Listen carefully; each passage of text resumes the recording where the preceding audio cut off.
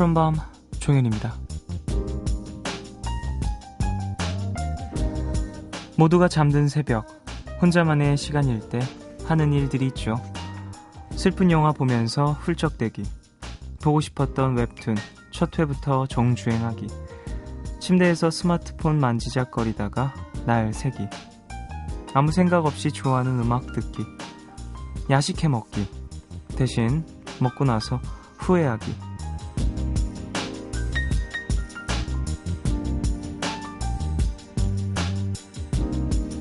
그런 말이 있죠. 배가 고플 땐 밥을 많이 먹으면 배가 부르지만 사람이 고플 땐 사람들을 많이 만나면 오히려 더 사람이 고프다고요. 혼자일 땐 혼자라는 걸 충분히 즐길 필요가 있습니다. 만약 그때 못 즐기면 그건 단순한 궁상에 가깝거든요. 혼자 놀기에 달인이 되는 일요일 밤, 다들 뭐하고 계세요? 7월 27일 오늘과 내일 사이, 여기는 푸른밤입니다.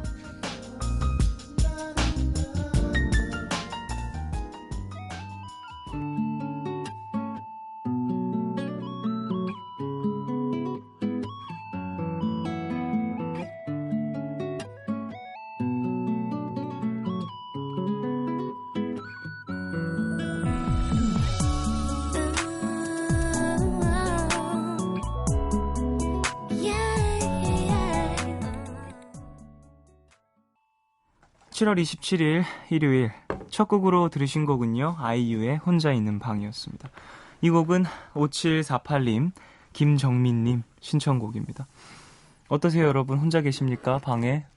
이 시간에 대부분 혼자 계시겠죠? 아니면 커플이시던지 아니면 가족들이랑 방을 같이 쓰시던지요. 그런 분들만 혼자 안 계실 것 같은데, 내일 또 한 주의 시작, 월요일이니까 뭐 다들 지금 방에 계시겠죠. 생각 많아지는 오프닝을 전해드린 것 같다라는 느낌입니다. 뭐 하세요 혼자 계실 때? 저는 주로 휴대폰을 만지작거리는 것 같아요. 아니면 뭐 오프닝에서 말씀드린 것처럼 정말 영화 보거나.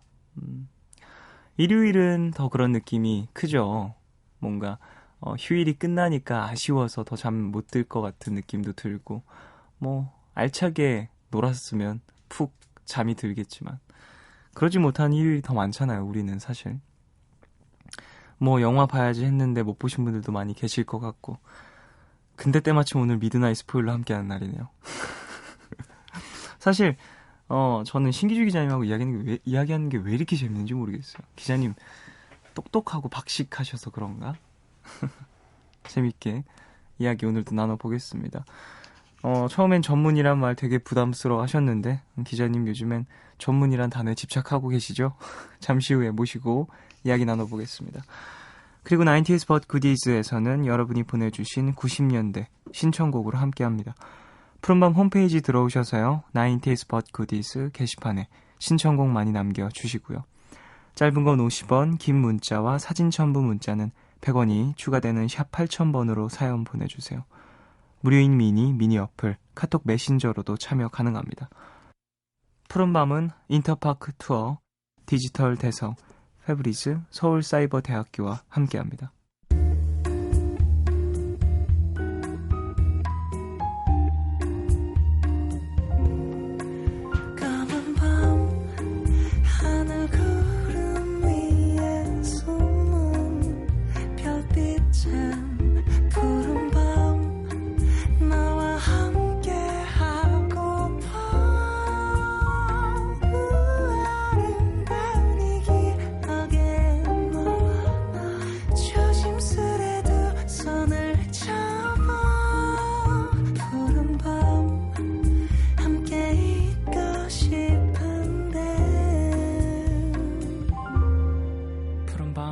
종현입니다.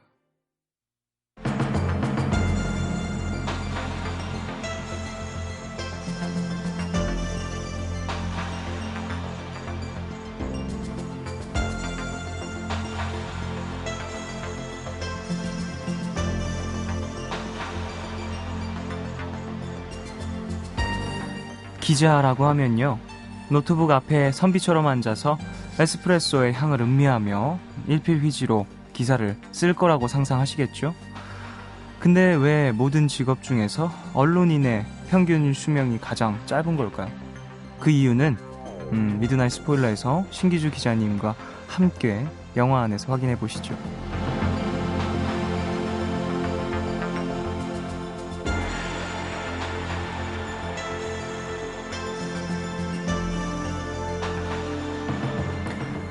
다방면의 전문가지만 무엇보다 마감 전문 신기주 기자님 어서 오세요. 네. 마감하고 오셨나요? 마감을 하고 왔는데 평균 수명이 짧다고요? 아니, 악담을 해도 아니요. 평균 수명 말고요.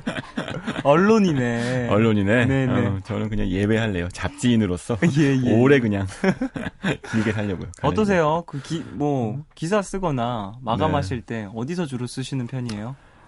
아니 사무실에서 쓰는데 매체마다 특징이 있어요. 네네. 예를 들면 이전에 있었던 포춘이라는 매체는 네. 신문사 베이스여서 기자가 어디서 마감을 하는지 모르지만 어딘가에서 기사가 날라와요. 편집장한테. 저도 항상 어딘가에 가서 숨어서 쓰곤 했어요. 온라인으로. 그렇죠. 그냥 사무실에 거의 없었고요. 반면에 지금 에스콰이어의 경우에는 잡지사 베이스여서 그런지 사무실에 모여서 뽁짝뽁짝 대면서 마감을 하는 게 있어서 참 싫어요. 이야기도 많이 나누겠네요. 그러면. 뭐 필요한 얘기. 기사 안 내냐? 이게 기사야? 이 차이가 기사야. 네. 발로 써도 내가 보다 잘 쓰겠다. 뭐 이런. 스트레스 많이 받을 것 같은 느낌이에요. 깊은 대화를 나누죠, 이렇게. 네. 상당히 깊네요. 네. 역시 깊은 것들은 써요. 맞아요. 에스프레소만. 네. 그러게 말입니다. 자, 스트레스 많이 받으실 것 같은데 기사 쓰시면서. 그러게요. 어떤 게 가장 큰 스트레스예요?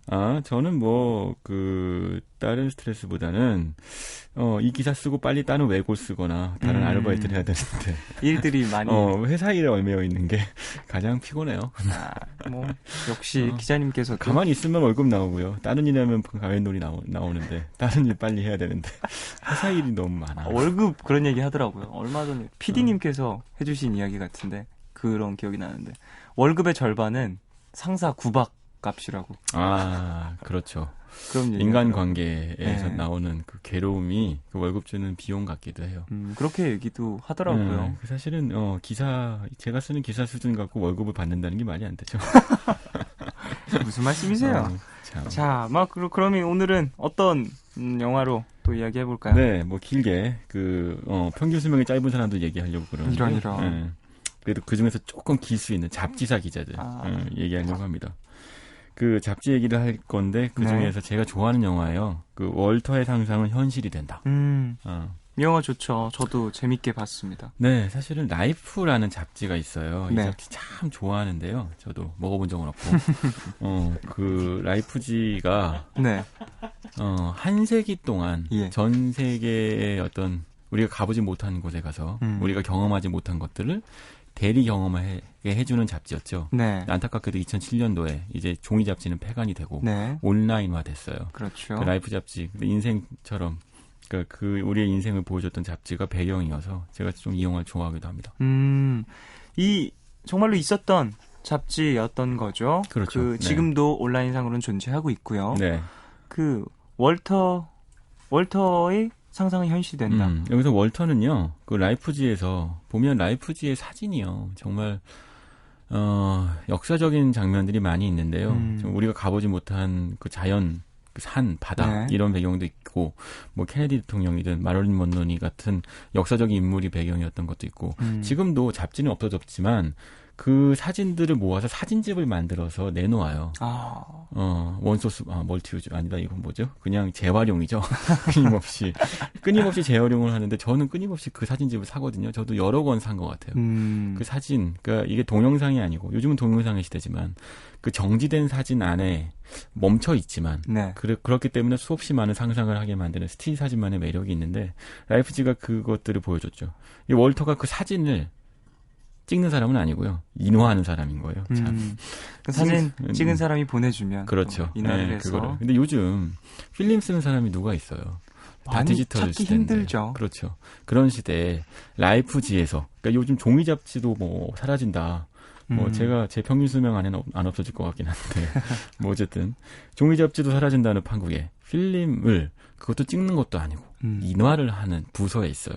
그러니까 정말 멸종되기 딱 알맞은 직종인 거죠. 네. 근데 그런 직종을 맡고 있는 월터라는 인물 16년 동안 라이프지에서만 근무했는데 어느 날 라이프지가 폐간된다고 합니다.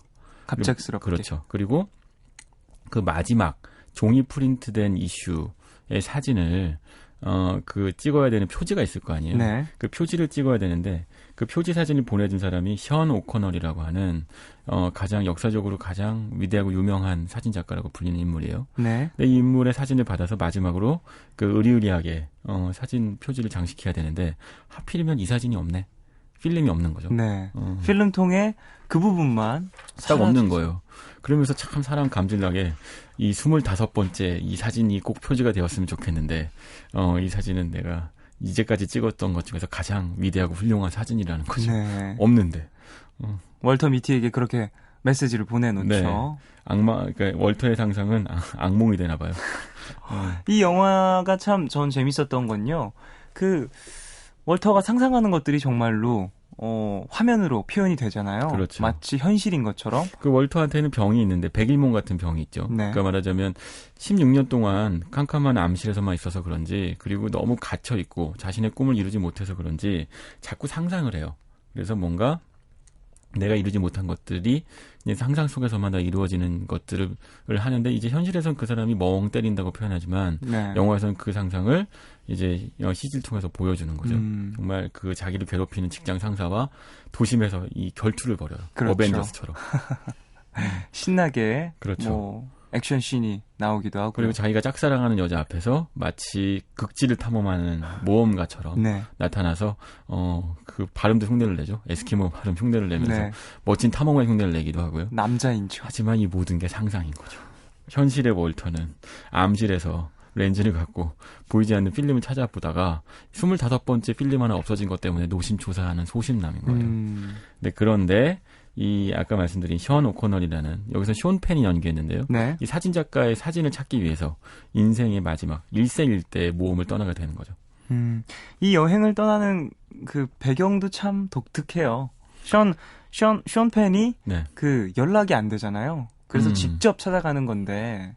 그렇죠. 전화기도 없고, 네. 삐삐도 없고, 아무것도 없고. 얼마나 답답했을까요? 그러게요. 그러니까 언론인으로서 만약에 이런 사람이 생긴다. 그럼 어떤 마음이 들 것 같아요? 저희 선배 중에 한 명은요. 휴대폰 안 받는 사람들은 지구상을 쫓아내야 된다는 얘기를 하기도 해요. 우주로. 그렇죠. 지구 추방. 전화 걸면 제발 받아달라는 거죠. 딴 데 전화 걸 때도 많은데. 맞아요. 그리고 연락이 참 중요하게 됐죠. 이때도 뭐 정말 중요한 사진이니까 그렇죠. 표지를 장식해야 되는 사진이 사라졌으니 얼마나 답답했을까요? 그런데 이 쇼펜이라는 인물은 그러니까 결국 우리의 삶을 좀먹는 그런 수없이 많은 휴대폰 또는 디지털 카메라 네. 같은 문명의 이기라기보단 문명의 불편함 같은 것들을 다 떨쳐내고 우리가 보지 못하는 삶 또 자연의 정수에 들어가 있는 거죠. 네. 근데 월터는 그것도 모르고 그냥 그 정수를 사진으로만 보다가 이제 드디어 이 쇼펜이 살고 있는 션 오코널이 살고 있는 삶 속으로 라이프 속으로 들어가는 거예요. 네. 근데 영화를 보신 분들은 알겠지만 이때 장면이 참 멋지잖아요.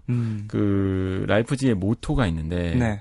제가 길지만 다 읽지는 못하겠고 어쨌든 그냥 그 인생의 진짜 의미 속으로 들어가는 것이야말로 네. 우리가 삶을 사는 진짜 목적이다. 네. 영화 짧아서 This is the purpose of life. 뭐 이렇게 얘기합니다. 어휴, 네. 근데 이거를 역시 아주 흥미로운 건 네. 그 비행기 타는 과정에서 그 비행기의 활주로 또는 그 월터가 앉아있는 의자의 뒤쪽에 있는 전광판 네. 이런 걸로 그 글자들을 하나씩 보여주는 거예요. 네. 그것들을 읽으면서 이 사람이 하나씩 한 발 자기가 알지 못하는 미지의 세계로 들어가는구나라는 거 보여주죠. 감독이 벤 스틸러거든요. 그렇죠. 여기 월터를 연기한 인물인데 벤 스틸러가 이렇게 만화 같은 연출을 참 잘해요. 혼자 다 했어요. 예, 그 연출과 연기와 하고요. 다 개런티도 2배로 받고. 네. 역시 돈이 역시 사람 이렇게 좋은 영화를 만들게 해주네요. 그렇죠. 네. 책임감도 있을 거고요. 자, 노래 듣고 와서 얘기를 좀 더 나눠볼까요? 잭 존슨의 Escape. 이 곡은 월터의 상상은 현실이 된다 OST입니다.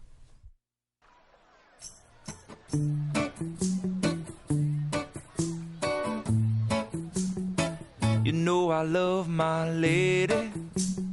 We've been together so long. But like a worn out recording of my favorite song. So So while she lay there sleeping, I read the paper in bed. And in the personal columns. 네, 노래 듣고 오셨습니다. 푸른밤 종현입니다. 미드나잇 스포일러 신기주 기자님과 함께하고 있습니다. 벤 스틸러에 대한 이야기하고 있었죠. 네. 감독 그리고 또 주연 함께했고요. 벤 스틸러라는 인물은 사실은 이 월터의 상상은 현실이 된다를 탐냈던 감독들의 이름을 읊으면 이 사람이 능력이 꽤 있나 보다라는 생각을 할 수 있어요. 스티븐 스필버그, 정말요? 론 하워드, 존 캐리, 조니 뎁. 와. 이 경쟁을 뚫고 왜 벤 스틸러가 됐을까? 의아해지는데 되게 많은 정말 이름만 딱 들어도 네. 알만한 사람들이 탐을 냈군요. 근데 영화를 보면 벤 스틸러의 연출의 특징을 느낄 수 있죠. 아까 잠깐 말씀드렸지만 벤 스틸러는 이런 장면이 하나 있어요. 여기 보면 악당이 하나 등장하는데 악당은 뭐냐면 라이프지히가 폐간되면서 네. 구조조정을 담당하러 온 수염이 많이 난 사람이에요. 네네. 구조조정 담당 매니저이란 인물인데 이 임원이 라이프지를 온라인으로 만들겠다며 라이프 온라인이라고 하면서 열심히 무슨 회의를 하고 있습니다. 네. 근데 뒤에 표지가 딱 붙어 있어요. 라이프라고 써 있는데 뭐냐면 The End of Life라는 게 제목이에요. 그러니까 이렇게 장난을 치는 거죠. 그러니까 스티븐 스필버그라면 지나치게 장엄하고 장대하고 위대한 라이프지를 표현했을 수도 있어요. 그럴 수도 있겠네요. 무겁고. 그렇죠. 론 하워드라면 사실은 어쩌면 숀 펜이 더 주인공이었을 것 같기도 해요. 그렇게 약간 그렇게 거친 인물의 어떤 내면을 파고들잖아요. 네. 조니 뎁이었다면 연출을 안 하는 게 좋았을 것 같고요. 저도 그렇게 생각해요. 네. 동감합니다. 맞아요. 연기만 하세요. 짐 캐리였다면 사실은 지금 영화보다 훨씬 더 사이코틱하지 않았을까 싶기도 해요. 케이블 가이 같은 영화들 보면 나오는 느낌이 있는데 근데 보면 그런 거 보면 벤 스틸러가 적당히 너무 무겁지도 않고 너무 그러면서 적당히 진지한 그런 우리한테 우리가 먹기 좋게 삶의 어떤 지혜, 네. 의미 이런 거를 잘 잘라서 먹여주는 연출을 했던 거죠. 제가 좋아하는 장면들이 있는데 벤 스틸러가 멀리서 이제 숀 펜한테 가서 네. 필름을 찾으러 멀리 여행을 떠나잖아요. 그렇죠. 하지만 알고 보면 우리 인생에서 가장 필요한 것들은 가장 가까이 있었어요. 필름도 가까이 있었고 그렇죠. 찾아주는 것도 가족이고 엄마고 그러니까 내 주변에서 우리 인생에서 진짜 의미가 있는 것들은 멀리 있지 않다는 걸 네. 보여주는데 아무렇지도 않게 툭 그렇게 연출을 하는 거죠. 보면 알 수 있잖아요. 정말 현실처럼. 그렇죠. 상상이 현실이 됐네요. 찾고 싶은 생각들이. 그러니까 이런 연출이 벤 스틸러의 장점이기도 해요. 그러니까 메리에게 뭔가 특별한 것이 있다. 이걸로 가장 이제 벤 스틸러가 연기에선 주목받았고요. 네. 그리고 청춘 스케치니 주 랜던이 이런 코미디 연기들 연출을 많이 했었는데 그런데 월터의 상상은 현실이 된다 해서는 진지한 것도 그렇지만 또 너무 무겁지 않게 연출할 수 있다는 걸 보여준 거죠. 이 영화에서 참 재밌었던 건요. 전 사실 그래픽이 많이 또 쓰였죠. 네. 그런데도 이 상상을 계속했던 월터가 여행을 시작하면서 좀 이제 상상을 멈추잖아요. 그리고서 정말로 그 모습들을 현실에서 보여주죠. 상상하지 않고 더 이상 생각하는 그게 것들을. 사실은 저도 많이 공감이 되기도 했어요. 그러니까 요즘 캠핑들 많이 다니시잖아요. 네, 그렇죠. 우리 모두가 다 우리 마음속에는 도시 밖으로 떠나서 무언가 우리가 알지 못하는 미지의 세계로 가고 싶은 생각은 있어요. 그리고 우리가 캠핑장으로 가죠. 네. 그래서 모든 게 갖춰진 캠핑장에서 잠시 텐트를 치고 놀다가 돌아오죠. 그러니까 이게 월터 같은 우리도 월터처럼 백일몽을 늘 꿈꾸고 살고 있는 것이긴 해요. 근데 그것들을 이제 벤 스틸러가 잘 보여주고 있는 거죠. 이 월터 왜 상상을 멈췄을까요? 일단 상상했던 그 안으로 들어갔기 때문이었겠죠. 네. 근데 이 월터가 갔던 곳이 참 어처구니 없는 곳이잖아요. 그린랜드. 그린랜드. 저 그린랜드의 출전권이 한마디 하죠. 전 국민이 8명밖에 안 되는 나라에서 사는 기분을 아냐고. 어이가 없죠. 그리고 또 아이슬란드에 가니까 네. 거기 갔더니 또 화산이 막 폭발하고 난리가 나죠. 난리가 나죠. 상상 속에서. 재밌었던 것 같아요. 그린란드와 아이슬란드를 표현했는데 네.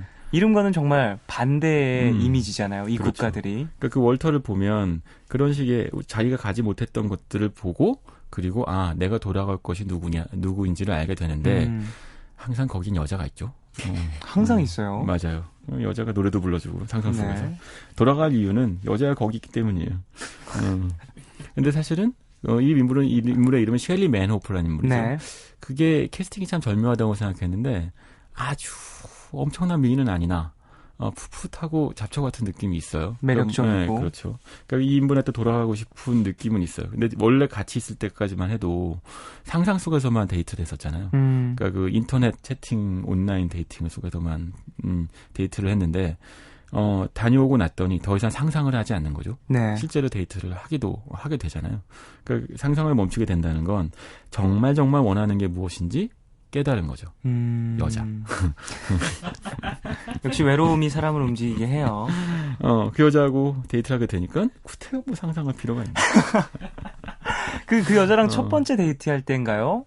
몇 번째 데이트 때 좀 재밌는 연출이 나오죠. 벤자민 버튼의 시간은 거꾸로 간다에 그렇죠. 네, 온갖 상상들을 하죠. 네, 그것도 나오고 참 로맨틱한 영화들의 명장면들을 이렇게 따라하는 상상을 하는데 네. 그것도 참 재밌게 봤어요, 저는. 사실은 이게요, 재밌는 게요. 저 제목과도 비슷하지만 벤 스틸러가 이 상상이라는 주제를 갖고 사실은 별 볼 일 없는 셀러리맨의 상상, 그 생활이라고 하는 단조로운 소재를 네.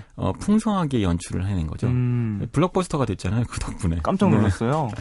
중간중간 정말 와, 이거 촬영 정말 힘들었겠네, 이런 생각도. 그러니까 우리가 영화를 보고 나서 재밌었다고 느끼는 이유는 극장에 들어가면 우리의 상상은 현실이 되길 원하잖아요. 네. 근데 우리가 갔더니 우리의 삶과 별다르지 않은 별 볼 일 없는 아저씨가 서 있으면 그걸 상상하고 싶진 않았겠죠. 이번에는 상상이 현실이 되는 장면들도 넣어줬던 거예요. 네. 그렇군요. 이 영화는 사실 여러 가지 의미가 담겨 있는 것 같은데요. 뭐 감독 가장 크게 이야기하고 싶었던 건 뭐였을까요? 우리의 라이프지는 폐간되면 안 됐었다. 네. 저도 보면서 좀 사실 잡지를 많이 사고 그런 편은 아니지만 네. 아쉽다라는 생각은 했어요. 저렇게 그러게요. 많은 사람들이 한순간에 뭐랄까요, 정말 열정을 다해서 일했던 잡지사가, 긴 시간 함께했던 잡지사가 쉽게 그렇게 좀 없어진다라는 게. 그래요. 잡지네 한 사람으로서 너무 억울하고. 사실은 이런 장면, 저 좋아하는 장면이 하나 있는데요. 그 구조조정을 담당하는 그 턱수염 많이 난 못생긴 아저씨가 네. 이제 제일 마지막에 이제 월터가 와서 사진 필름을 찾아와서 자, 사진 필름을 던져주며 당신 그 라이프지의 모토가 무엇인지 아냐? 라고 얘기해요. 근데 아까 얘기했던 그 세상을 넘어서 벽을 허물고 우리가 살아가는 인생의 목적은 그런 말 이것이다. 못하죠. 길고. 네. 그러니까 이 사람이 그걸 모르니까 라이프, I'm loving it. 뭐 이렇게 얘기해요. 아니 뭐 햄버거예요? 그렇죠. 이제 모 햄버거의 그 모토인데 네. 잡지를 만드는 이 사람이 월터가 얘기를 하죠. 라이프지에서 일하는 모든 사람들은 이 모토를 알고 있다. 이 인생의 의미를 알고 있다는 뜻이거든요. 네. 그리고 이 잡지를 보는 독자들도 라이프의 의미를 알고 있다는 거죠. 그렇죠. 그런데 햄버거 가게에서 나오는 얘기를 하고 있는 사람이 의미도 모르는 사람이 그렇죠. 인생을 망치고 있다는 거예요. 그건 사실 큰 은유이기도 하거든요. 네. 우리의 삶을 망치고 있는 것이 무엇인지, 우리가 소비하고 있는 것, 우리가 먹고 마시는 것들, 우리가 재밌다고 지금은 생각하지만, 그리고 그게 편리하다고 생각하는 것. 하지만 진짜 이 인생의 의미는 따로 있을 수 있다는 거죠. 그리고 그걸 우리는 폐간시켰어요. 이런. 그리고 그 마지막 표지가 나오죠. 이거는 영화를 안 보신 분들을 위해서 말씀을 못 드리지만, 그러나 감동적이에요. 마지막 표지가 정말 감동적인 것 같아요. 맞아요. 이 영화의 마지막 표지가. 네, 쇼 펜이 정말 인생의 정수가 담겨 있다면서 이거야말로 꼭 표지가 될 수밖에 없다고 했던 그 표지. 무엇일까요? 여러분 보세요. 진짜 감동입니다, 이 영화. 노래 듣겠습니다. 오브 몬스터즈 앤 맨의 Dirty Purse. 이 곡은 월터의 상상은 현실이 된다 OST입니다.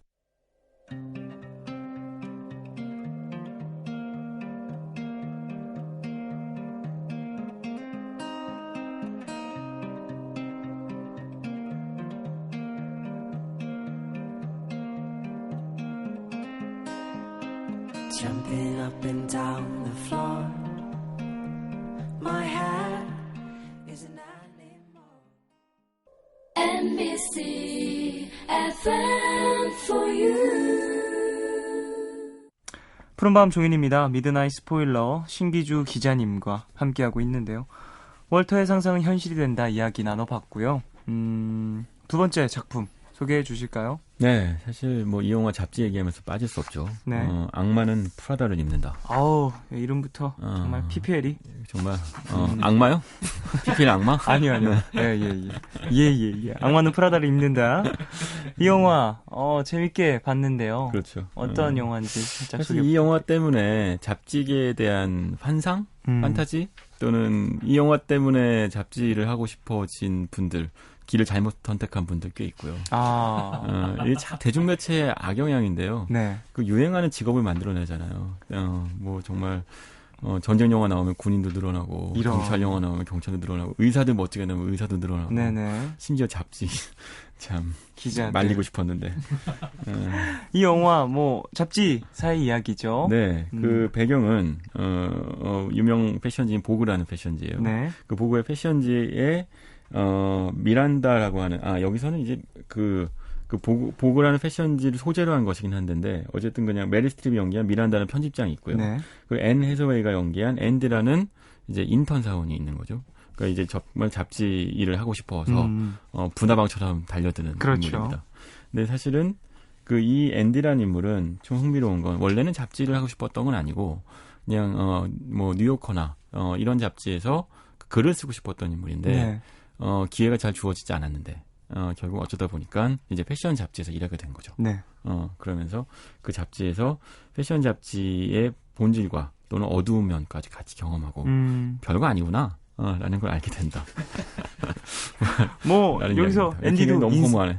앤디도 인생을 배워가는 거죠, 뭐, 여기서. 그렇죠. 이 영화, 뭐, 원작이 따로 있다고요? 네, 그 로렌 와이즈버거라는 인물인데, 이 인물이 그 동명소설이에요. 그 악마는 프라다를 입는다를 썼어요. 근데 로렌 와이즈버거가 실제로 그 보그지에서 그 안나 윈토라고 하는 유명한 편집장 밑에서 비서로 일했었거든요. 그때의 경험, 아주 짧은 경험을 긴 픽션으로 만든 그래서 큰 성공을 거뒀습니다. 네. 그 사람들에게 참 재미있는 이야기거리를 준 것 같아요. 네, 사실 여기서 안나 윈터라는 인물을 좀 알아야 되는데, 네. 안나 윈터는 실제로 이 안에서 미란다, 메릴 스트립이 연기한 인물처럼 악마를 입어요.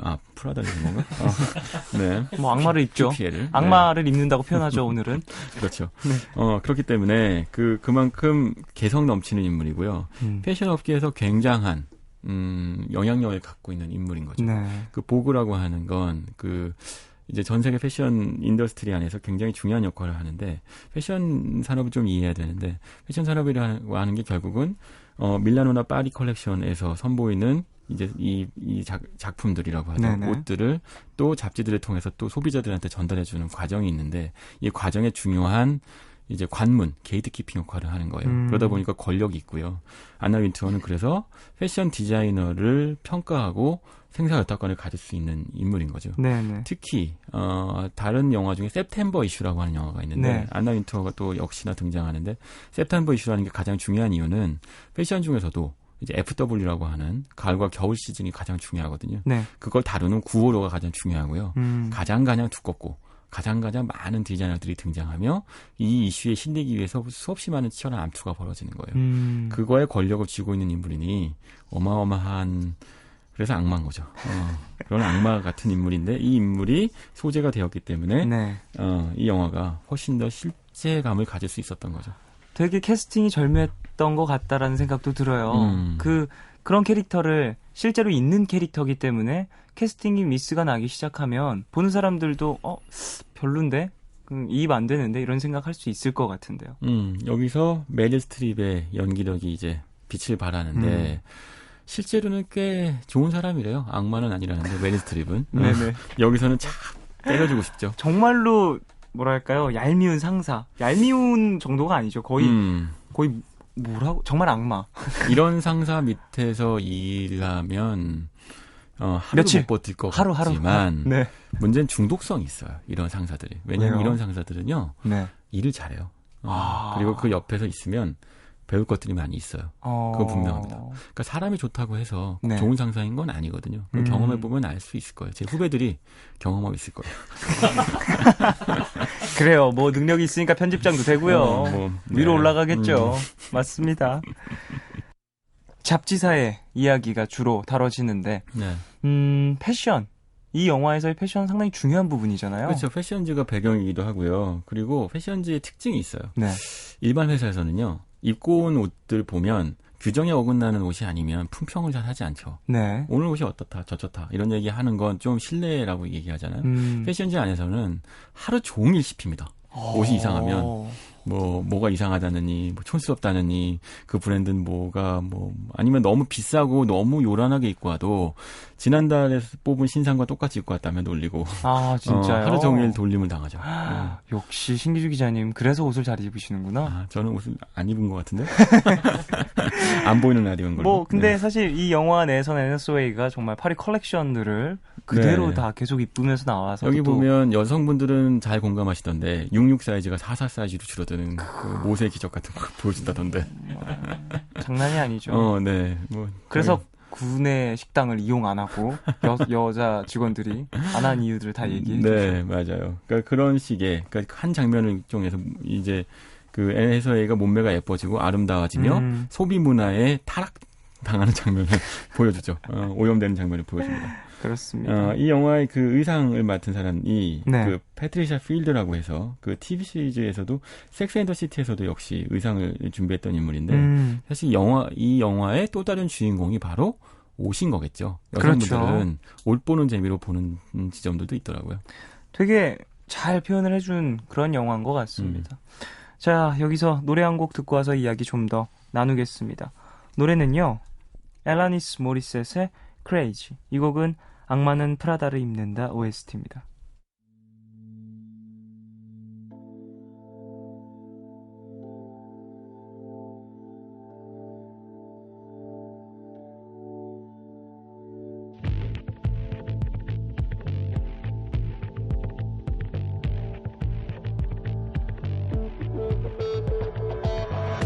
Man decides after 70 years is what he goes there for, is to unlock the door.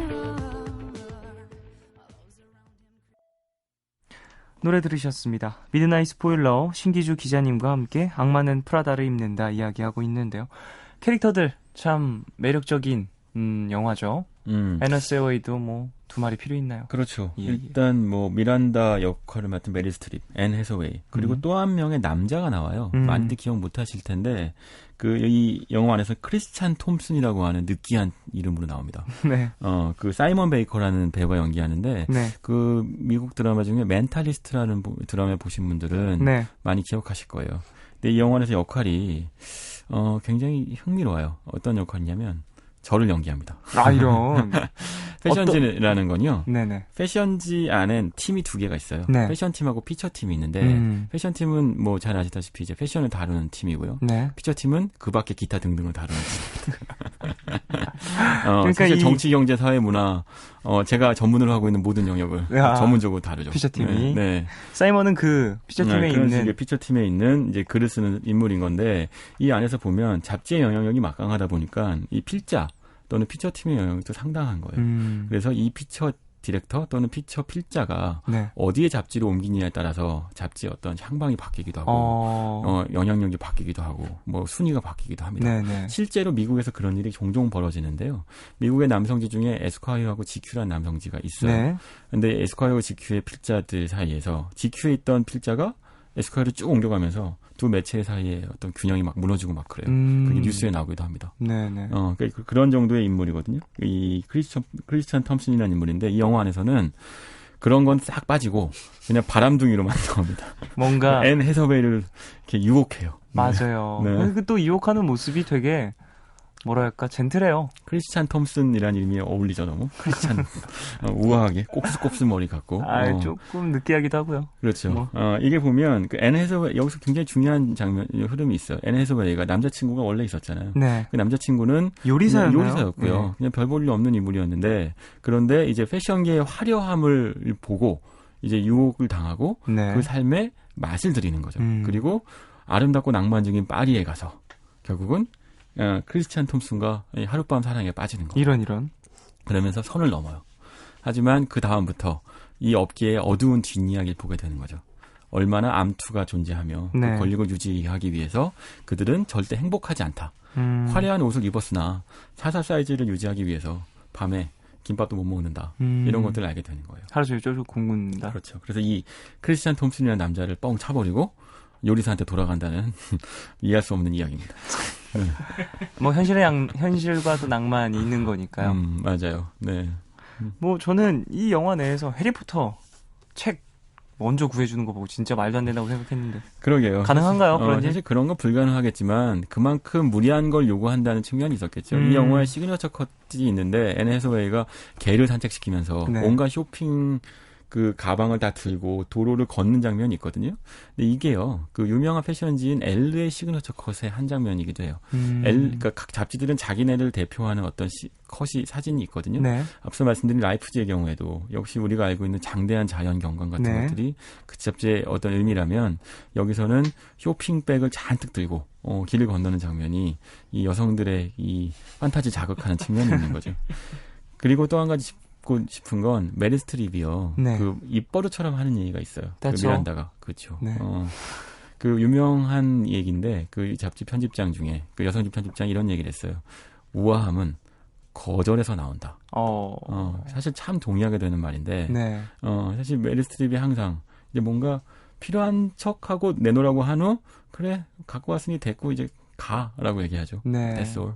그게 바로 사실 우아하게 만드는 대사인 거예요. 그렇군요. 거절에 뭔가. 아무나 하면 안 됩니다. 혼나요. 맞아요. 자, 이 영화를 통해서 감독이 하고 싶었던 이야기는 뭘까요? 잡지사 같은 거 취직하지 마시고 좀 더 괜찮은 직업을 찾아보시라.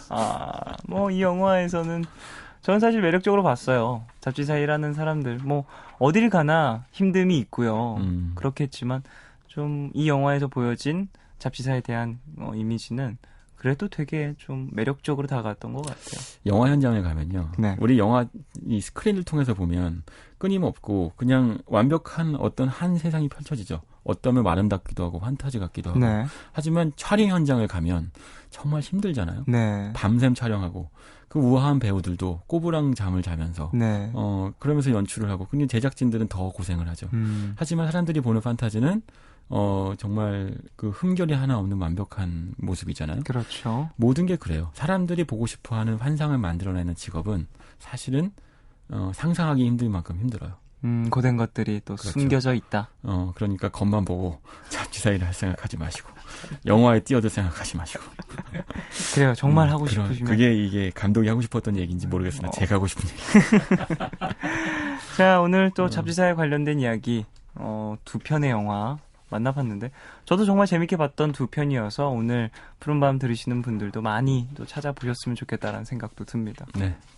자, 오늘도 벌써 마칠 시간이 돼서요.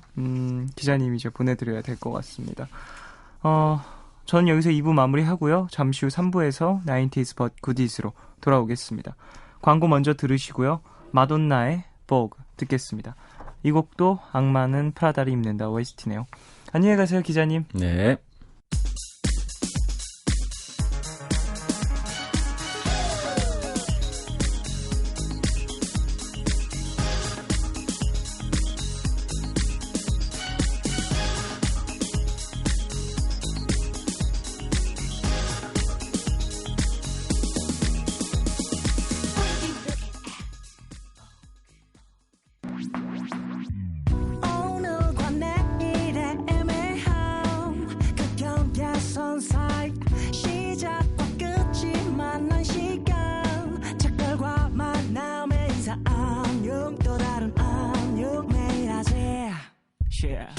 널 보면 넌 푸른 밤을 상상하네. 널 보면 넌 푸른 밤을 상상하고 들어줄래 네 듣기에 내가 속삭여줄게. 마치 보석을 담은 듯 반짝이지 나는 푸른 밤.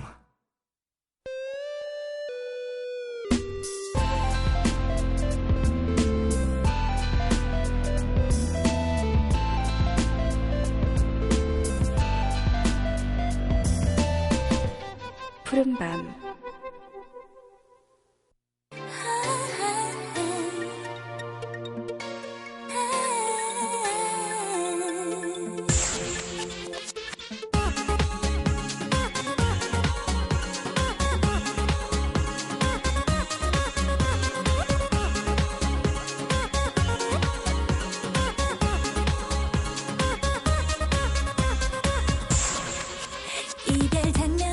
내일 걱정으로 괜히 기분 엉망이셨죠?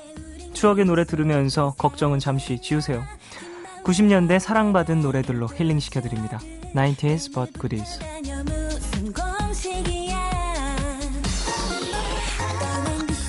네, 이 시간 참여 원하시는 분들은 푸른밤 홈페이지에 90s but goodies 게시판에 사연과 신청곡 남겨주십시오.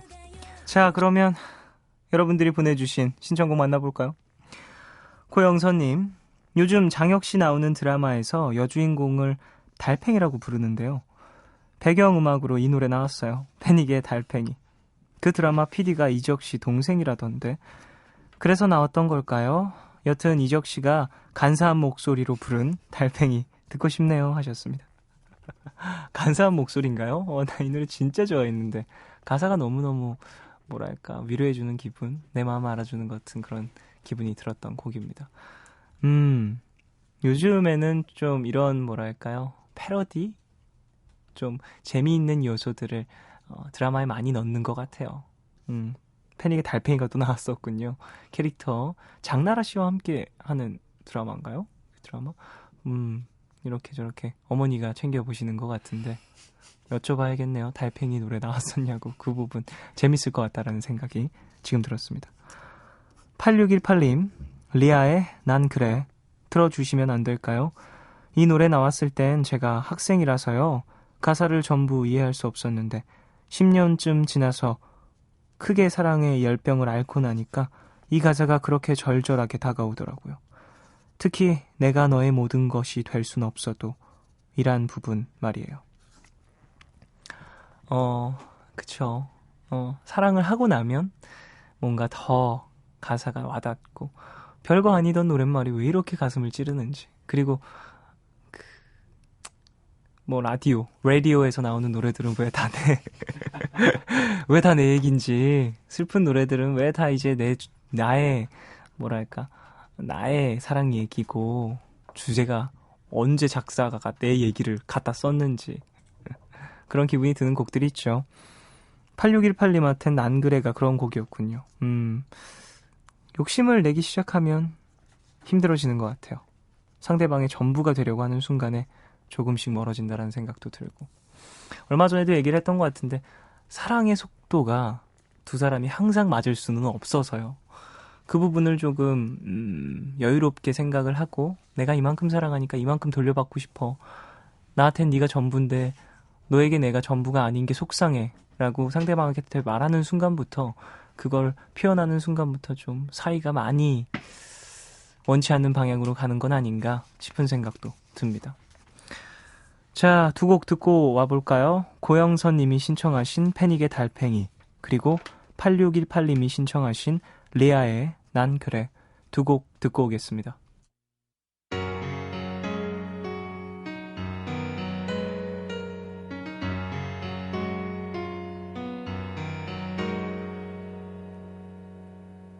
집에 오는 길은 때론 너무 길어. 나는 더욱더 지치곤 해. 문을 열자마자 잠이 들었다가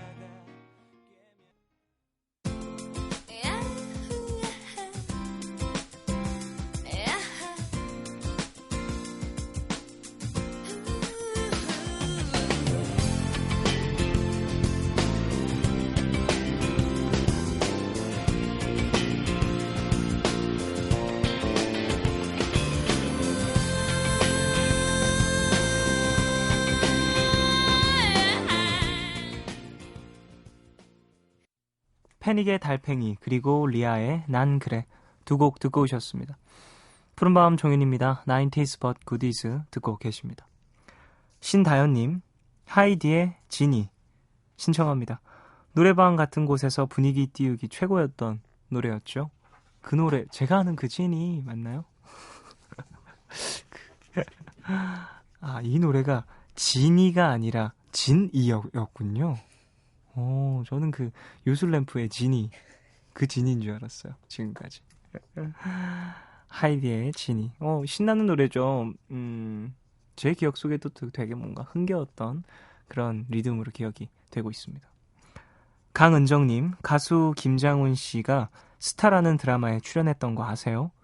거기서 스타 가수 역할이었는데요.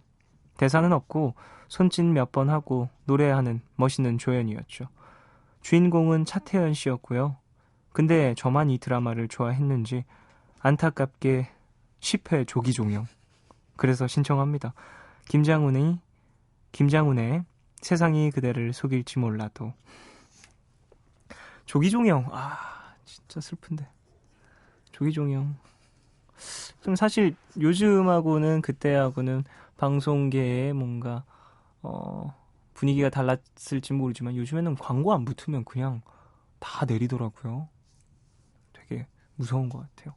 근데 그게 인생입니다. 안 나오면 내리는 거예요. 세상이 그대를 속일지 몰라도 내리는 거예요. 자, 그러면 노래 들어볼까요? 강은정 님이 좋아했던 스타라는 드라마에서 김장훈 씨가 또 불렀었던, 불렀을지는 모르겠다. 근데 김장훈 씨가 불렀던 노래죠. 김장훈의 세상이 그대를 속일지 몰라도 듣고 오겠습니다.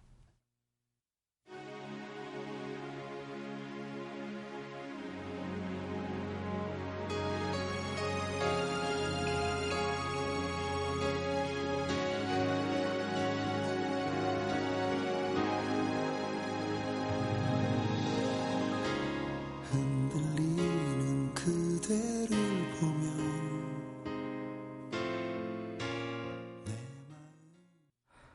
노래 듣고 오셨습니다. 90s but goodies 계속 이어가겠습니다. 신혜진님, 산타나가 52살에 발표한 노래라는 스무스 신청합니다. 저는 얼마 전에 처음 들었는데요. 피처링한 롭 토마스의 목소리가 엄청 섹시한 거예요. 그래서 이 노래에 대해 찾아보다가 99년에 나온 노래라는 거 한번 놀라고 산타나 할아버지가 52살에 만든 노래라고 해서 기절할 뻔했네요 하셨습니다. 신기하죠? 산타나 52살에 안 만들었을걸요. 그 전에 만들어놨을걸요. 좀 그냥 뭐랄까, 음악은 글쎄요, 사람마다 생각이 조금 다르겠지만 개인적인 생각은 뭐랄까 20살부터 되게 많이 이렇게 꽃이 피어지는 것 같아요. 그리고 좀 연륜이 생기면서 세상에 대한 이야기도 나이 들어서 더 뭐랄까 잘 표현할 수 있겠지만 20살 그리고 30살, 40살 이즈음에 그 한 20년 안에 썼던 곡이 되게 매력적으로 느껴지는 것 같아요. 뭔가 그중에 대표곡도 많이 생기는 것 같고요. 산타나는 정말 좋은 노래를 많이 썼는데 이 사람 보니까 또 나이 상관없는 것 같기도 하고요. 52살에 만든 건 아닐 겁니다. 발표를 52살에 했지. 한 49? 6233님, 결혼식 축가에도 계보가 있죠. 유리상자의 신부에게 이적의 다행이다가 나오기 전에는요, 결혼식 축가는 전부 이 곡이었어요. 한동준의 너를 사랑해. 저도 삼촌이 결혼할 때 이 노래를 들은 기억이 납니다 하셨습니다. 요즘에는 축가 뭐 부르시나? 다행이다 이후에 다행이다 이후인가 이전인가 노을의 청혼? 그 노래도 상당히 많이 불렀었던 것 같고 Nothing Better 부르시는 분들도 좀 종종 전 봤던 것 같고요. 정말 소화하기 힘든 곡들 또 축가로는 노래를 잘하시는 분들이 또 와서 불러주시니까 좋은 추억 많이 남겨주는 것 같아요. 저는 개인적으로 축가를 하면 그렇게 많이 친한 지인이 아니어도 지인분의 형제분이거나 그래서 가서 한 적이 있는데 되게 행복하더라고요. 내가 결혼하는 것도 아닌데 그 결혼식의 뭔가 분위기 때문에 거기에 있는 모든 사람들이 행복하잖아요. 그걸 보면서. 그리고 두 사람은 너무너무 뭐랄까 감격에 겨워 있고 부모님들도 그렇고 그런 모습을 보니까 노래 부르는 동안 너무너무 행복했었던 기억이 듭니다. 그럼 잘 알지 못하는 사람이어도 축가를 많이 불러보고 싶다라는 생각이 들었던 경험이었습니다. 저는. 자, 그리고 7980님, 밤에 숙제하느라 피곤한데 신나는 노래 좀 틀어주세요. 자우림의 매직 카펫 라이드 신청해요 하셨습니다. 매직 카펫 라이드 그리고 자우림의 곡들 중에는 정말 매력적인 곡들이 많이 있는 것 같습니다. 뭐랄까요. 그 보컬분을 떠나서 보컬분의 그 김이나 씨의 목소리도 너무너무 좋지만 저는 개인적으로 그 편곡이 너무 매력적인 것 같아요. 그러니까 보통 코드 진행이나 이런 부분을 떠나서 분위기를 만들어내는 악기의 구성이 너무나도 매력적인 그런 팀입니다. 그래서 많은 분들이 좀 독특하다고 많이 느끼는 것 같고요. 이 중에서 신혜진 님이 신청하신 롭 토마스가 피처링한 산타나의 스무스 듣고요. 7980 님이 신청하신 곡 자우림의 매직 카펫 라이드 듣고 오겠습니다.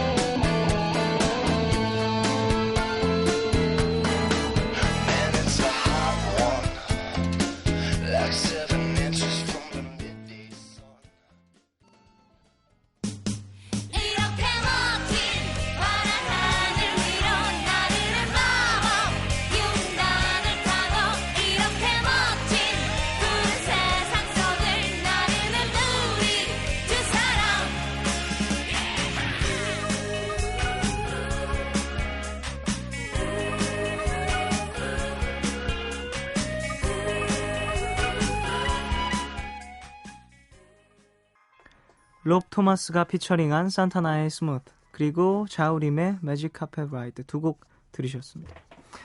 푸른밤 종현입니다. 90s but goodies 함께합니다. 5929님 신해철의 일상으로의 초대 듣고 싶습니다. 넥스트가 공식 해체되고 영국으로 유학을 떠났던 마왕이 발표한 솔로 앨범이었는데요. 락 음악이 아니라서 테크노와 전자음악으로 돌아왔죠. 그때 깜짝 놀랐어요. 역시 마왕이 괜히 마왕이 아니라니까요 하셨습니다. 얼마 전에도 새로운 앨범 내셨었죠. 그때 제가 되게 인상 깊게 들었던 곡은 전체 모든 악기 소리 그리고 보컬 녹음을 신해철 씨가 다 하신 거예요. 아카펠라 그리고 화성마저도 되게 들어보시면요. 지금 곡 이름이 기억이 안 나는데 곡 자체가 되게 뭐랄까요?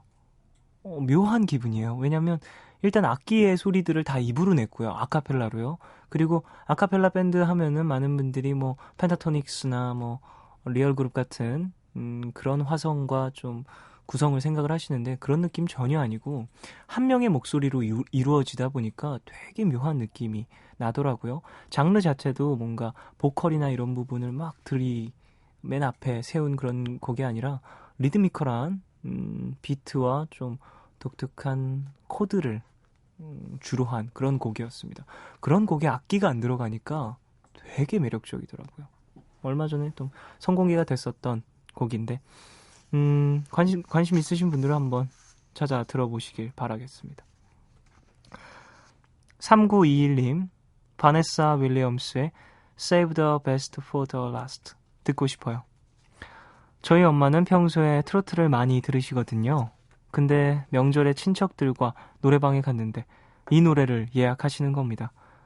저랑 오빠랑 엄마가 팝송 부르시는 모습에 충격받아서 그 후로 노래 한 곡도 못 부르고 왔습니다. 이상하게 이 노래를 부르는 엄마는 엄마가 아니라 여자 같았어요 하셨습니다. 엄마 여자죠. 좀 뭐랄까 일상생활에 지치시고 항상 집안일하는 모습만 보셔서 많이 못 느끼신 것 같은데 따님이 분명 소녀 시절이 있으셨고요. 그 시간 동안 들었던 음악들도 있었고 지금 본인이 느끼는 느꼈었던 질풍노도의 시기도 어머니도 분명히 겪으셨고 뭐 사람들이 다 비슷한 인생을 걸어옵니다. 그러면서 조금씩 변해가는 건데 어머니도 여자입니다. 그러니까 앞으로도 좀 이런 좋은 음악들 이것과 비슷한 음악들이 또 있으면 어머니에게 추천해드리고 같이 듣고 문화생활 함께 하시길 바라겠습니다. 교류가 좀 적다 보면 이런 생각을 서로 하게 되는 것 같아요. 내 아들, 딸이 정말 다 컸구나. 이제 어른이구나. 이런 생각을 부모님도 언젠가 분명 하실 텐데 그때 오는 뭐랄까 조금 부모님들의 상실감 내 자식이 다 컸다고 느낄 때 뭔가 뿌듯함과 그 상실감이 동시에 온다고 하더라고요. 그러니까 그런 교류, 일상생활 속의 교류를 많이 하다 보면 서로에 대한 이런 생각들이 좀 사라지지 않을까 싶네요. 어머니도 분명 여자고 낭만을 즐기시고 눈물도 있으시고 그러실 겁니다. 자, 노래 들어볼까요? 5929님이 신청하신 마왕 신해철이 부릅니다. 일상으로의 초대. 그리고 3921님이 신청하셨죠. 바네사 윌리엄스의 Save the Best for the Last 듣겠습니다.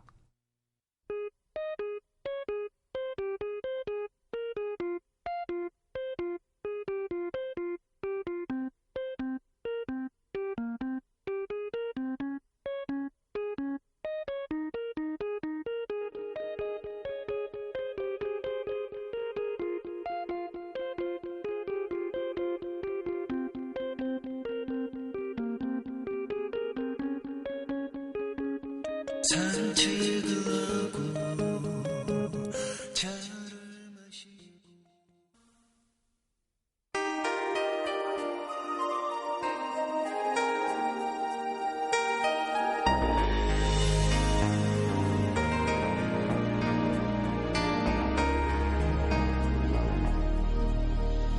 Sometimes the snow comes down in June. Sometimes the sun goes round the moon. I see the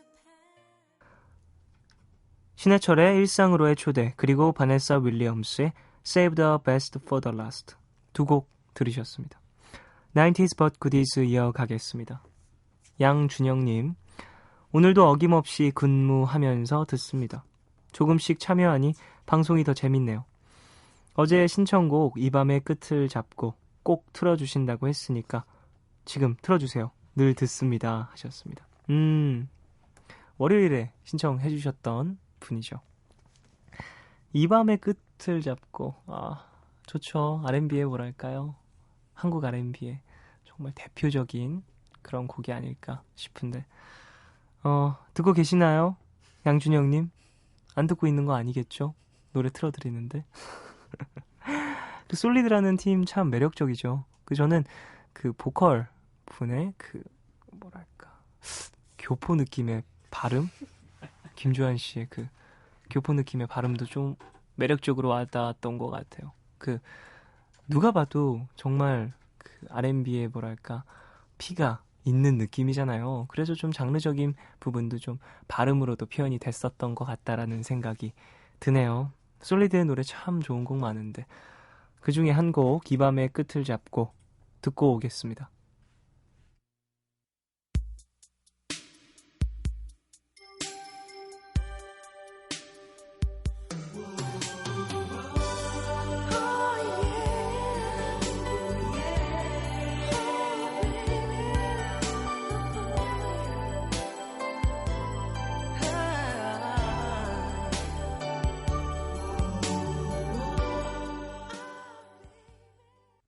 솔리드의 이 밤의 끝을 잡고 듣고 오셨고요.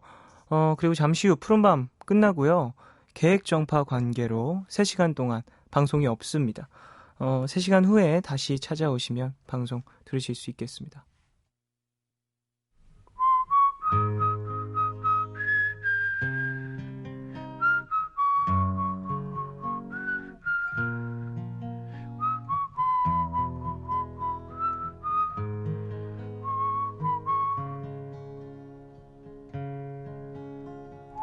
오늘 방백.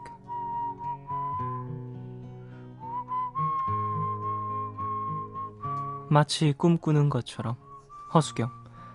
너의 마음 곁에 나의 마음이 눕는다. 만일 병가를 낼 수 있다면 인생에 아무려나 병가를 낼 수 있으려고. 그러나 바퀴마저, 그러나 너에게 나를, 그러나 어리숙하며. 햇살은 술이었는가. 잎을 말아 피던 기억이 왠지 봄 햇살 속엔 있어. 내 마음 곁에 누운 너의 마음도 내게 묻는다. 무엇 때문에 넌 내 곁에 누웠지? 네가 좋으니까. 믿겠니? 내 마음아, 이제 갈 때가 되었다네. 마음끼리 살 섞는 방법은 없을까? 조사는 쌀 구하러 저자로 내려오고 루핑집 낮잠 자는 여자여. 마침 봄이라서 화월 지풍에 여자는 아픈데 조사야 쌀 좀 줄 테니 내게 그 몸을 내줄라오. 네 마음은 이미 떠났니? 내 마음아 너도 진정 가는 거니? 돌아가 밥을 한 솥 해놓고 솥을 허벅지에 끼고 먹고 싶다. 마치 꿈처럼, 잠드는 것처럼, 죽는다는 것처럼.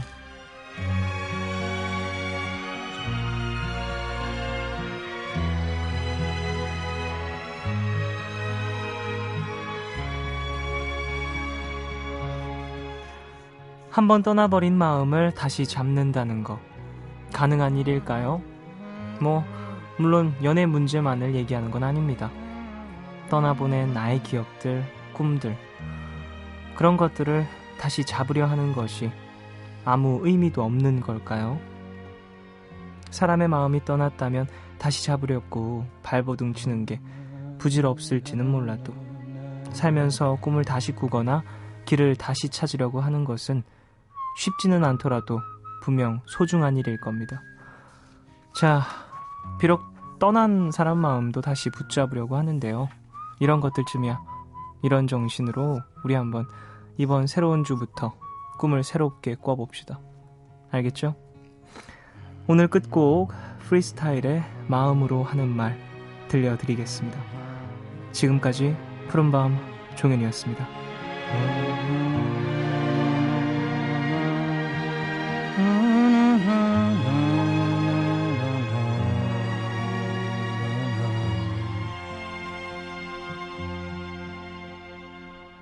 Na na na